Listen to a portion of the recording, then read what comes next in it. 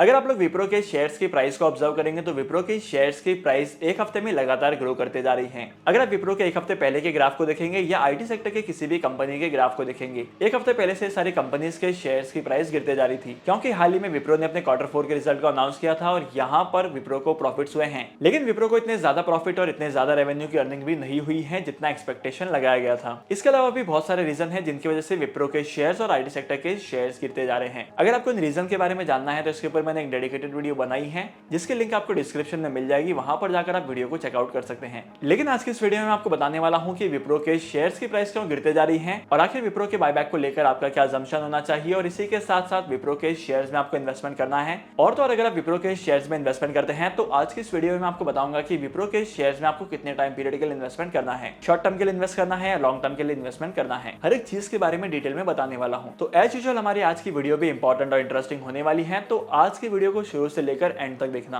और कोई भी पार्ट को मिस मत करना। अब विप्रो के शेयर्स की प्राइस एक हफ्ते से ग्रो करते जा रही है। इसके पीछे का रीजन यह है कि विप्रो अपने इन्वेस्टर्स के लिए बायबैक अनाउंस करने वाला है। अब विप्रो के बायबैक की डेट क्या होने वाली है, कितने अमाउंट पर विप्रो बायबैक लेने वाला है, इन सारी चीजों के बारे में आपको 27 अप्रैल 2023 यानी कि आज मार्केट क्लोजिंग के बाद पता चलेगा। अब ऐसा बिल्कुल भी नहीं है कि विप्रो पहली बार बायबैक लेकर आ रहा है। इससे पहले भी विप्रो ने बायबैक अनाउंस किया था, जहां पर विप्रो ने अपने एक शेयर को 400 रुपीज के लेवल पर परचेज किया था। कंपनी की उस टाइम की करंट मार्केट प्राइस 400 रुपीज से कम थी, लेकिन कंपनी ने 400 रुपीज में बायबैक को अनाउंस किया था। इसकी वजह से इन्वेस्टर्स को बहुत ही ज्यादा प्रॉफिट हुआ था। लेकिन सबसे पहले यह समझते हैं कि विप्रो के बायबैक अनाउंस होने पर विप्रो के शेयर्स पर क्या पॉजिटिव इंपैक्ट पड़ेंगे और क्या नेगेटिव इंपैक्ट पड़ सकते हैं। सबसे पहली बात, जब भी कोई भी कंपनी मार्केट में बायबैक इशू करती है तब यहाँ पर मार्केट में उस कंपनी का जो ईपीएस है वो अट्रैक्टिव होता है, क्योंकि रिटेल इन्वेस्टर्स के लिए मार्केट में जितने भी नंबर ऑफ शेयर्स थे वो कम हो जाते हैं और नंबर ऑफ शेयर के कम होने की वजह से मार्केट में जो वोलेटिलिटी है वो भी कम हो जाती है। अब मार्केट में नंबर ऑफ शेयर कम होने की वजह से यहाँ पर कंपनी की जो वैल्यूएशन है वो अट्रैक्टिव दिखने लगती है और ईपीएस भी काफी ज्यादा अट्रैक्टिव होता है। अब बहुत सारे लोग जो ईपीएस को देखकर इन्वेस्टमेंट करते हैं वो लोग तो इस टाइम पीरियड को देख के कहेंगे कि इन्वेस्टमेंट करना चाहिए, बहुत ही ज्यादा अट्रैक्टिव वैल्यूएशन है। अब सेकंड इंपॉर्टेंट चीज ये है कि जब भी कोई भी कंपनी बायबैक को अनाउंस करती है तब इसका मतलब यह है कि कंपनी अपने करंट मार्केट प्राइस से ज्यादा प्राइस पर बायबैक अनाउंस करेगी। तो इसकी वजह से मार्केट में उस कंपनी के शेयर्स की डिमांड बढ़ती है, क्योंकि जो भी यहाँ पर इन्वेस्टमेंट करेगा उसको शॉर्ट टर्म में बहुत अच्छे रिटर्न्स कमाने को मिलेंगे।